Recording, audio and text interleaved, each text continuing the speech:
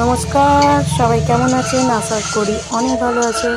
আবার সুমি রান্নাঘরে আবার একটা ব্লগ নিয়ে চলে আসলাম, ছোট্ট মিনি ব্লগ।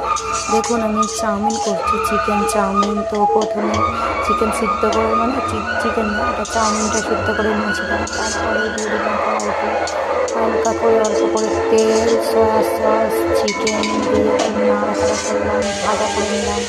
নিয়ে অনেকক্ষণ ভাজা করার পরে চাউমিনটা দিয়ে দিলাম। চাউমিনটা দিয়ে দেওয়ার পরে অল্প একটু চাউমিনের নাড়াচাড়া করলাম। তারপরে দিয়ে দিলাম একটা চাউমিন দেওয়ার পরে আরও একটু নাড়াচাড়া করলাম। করে তো চিকেনটাও সঙ্গে সুন্দরভাবে ভাজা ভাজা হয়ে গেল। দেখুন আমার চিকেন চাউমিনটা কত সুন্দর দেখতে লাগলো।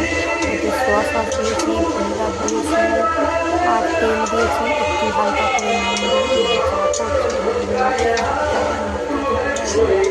তারপর একটু ভাজা ভাজা হয়ে গেলে যে চাউমিনের সবজিগুলো ছিল, এই সবজিগুলো দিয়ে দিলাম। এতে ছিল ফুলকপি, আর ছিল গাজর, ক্যাপসিকাম, আর ছিল মটরশুঁটি। না, মটরশুঁটি না, এটা ছিল কী ছিল, ডিম কড়াই।